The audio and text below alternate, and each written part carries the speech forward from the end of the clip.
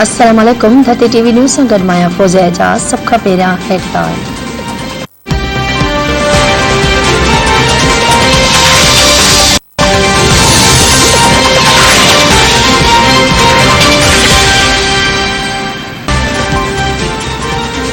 वज़ीर आज़म ख़िलाफ़ बेइतमादी जी रिथ ते क़ौमी असेंबली जे डिप्टी स्पीकर जी रोलिंग ऐं असेंबली टोड़ण जे मामले ते पाण मुरादो नोटिस केस जी ॿुधणी अॼु ॿीहर थी रही आहे।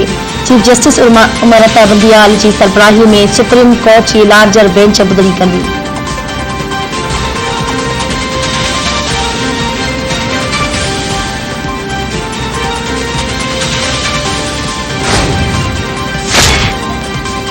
सिंध हाई कोर्ट बार आइनी बहिरान ते फुल कोर्ट बेंच जोड़ण जो मुतालबो करे छॾियो। सिंध हाई कोर्ट बार जो चवणु आहे त असेंबली टोड़ण वारो सदर जो अमल ऐं बेइतमादी जी रिथ रद्द करण जो डिप्टी स्पीकर जो अमल गैर आइनी ऐं बदनीतीअ ते ॿधल आहे। Sindh High Court Bar Association मूजिबि रिटायरमेंट खां 2 महीना पोइ अॻूणे चीफ जस्टिस गुलज़ार खे घुर्जे त निगरान वज़ीर आज़म तौरु पंहिंजी नामज़दगी खे रद्द करे सुप्रीम कोर्ट आइनी बहिरान ते फुल कोर्ट जोड़े।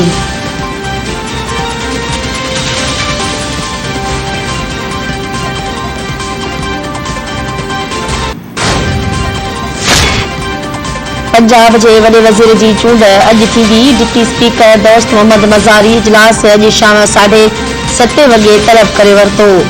राति जी ऊंदाही में 16 अप्रैल ते कोठायल इजलास अॼु तलब करण जो नोटिफिकेशन जारी करे वियो। मुस्लिम लीग नून समूरनि मेंबरनि ऐं इतिहादनि खे शहर खां ॿाहिरि वञण खां रोके छॾियो। हमज़ा शहबाज़ समूरनि मेंबरनि खे लाहौर न छॾण जी हिदायत करे छॾी। पहिरियां पंजाब असेंबली जो इजलास 16 अप्रैल ते तलब कयो वियो हो।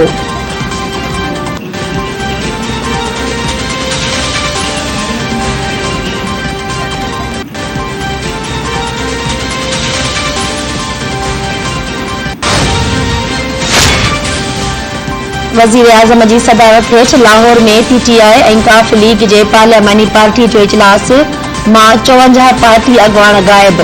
गवर्नर हाउस जे गेट ते काफ लीग ऐं पीटीआई जे 193 एमपीए जा नाला लिखाया विया।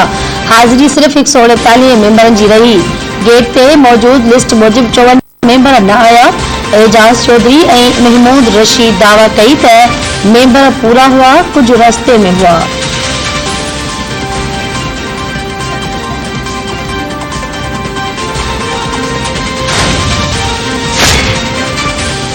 गडियल अपोज़िशन जो हंगामी इजलास अॼु 2:30 वॻे इस्लामाबाद में थींदो। एमक्यूएम जमहूरी वतन पार्टी ऐं बीएनपी बि शिरकत कंदी। निगरान वज़ीर आज़म जी मुक़ररीअ समेत सियासी सूरतहाल ते और वीचार कयो वेंदो।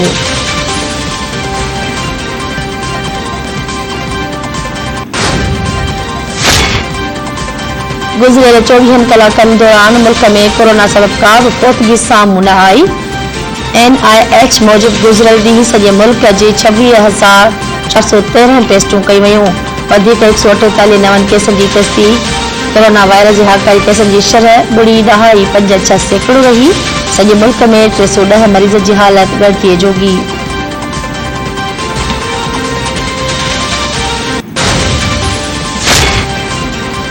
ख़ैरपुर नाथन शाह वेझो ॻोठ लधाण भरिसां तशदुद थियल लाश। पुलिस मूजिबि गश्त दौरान हथ आयल लाश तालके अस्पताल के शाह मुंतक़िल कयो।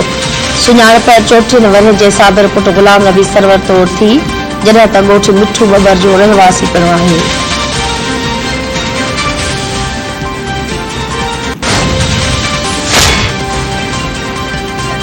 धारियल मुनीर मसराणी जी वीडियो सोशल मीडिया ते वायरल थी। धारियल मुनीर मसराणी वीडियो में ॿुधाए रहियो आहे त SSP शिकारपुर तनवीर तुनियो धुर बणियल आहे।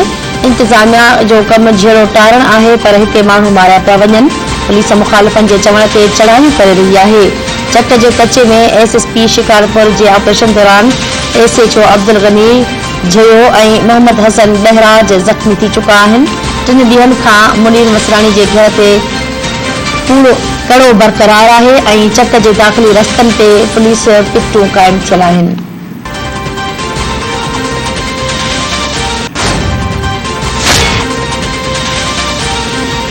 सेवण जे कच्छ जे इलाइक़े ॻोठ माही ओठो में हाल पुटा ओठा तकरार तां मारिजी वियल नौजवान जे वारसनि जो अड़ल वाह टेंडस हाईवे ते धड़ो जारी, रोड ब्लॉक, गाड़ियुनि जूं कतारूं पहुची वियूं।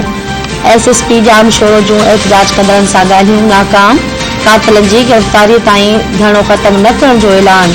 ॻोठाणनि जो चवणु आहे त पुलिस ई झेलो करायो आहे, संदनि कंहिं ॻाल्हि ते एतबार नाहे। जेसीं ताईं मुख्य जाब्तार गिरफ़्तार न थींदा, एहतजाज जारी रहंदो।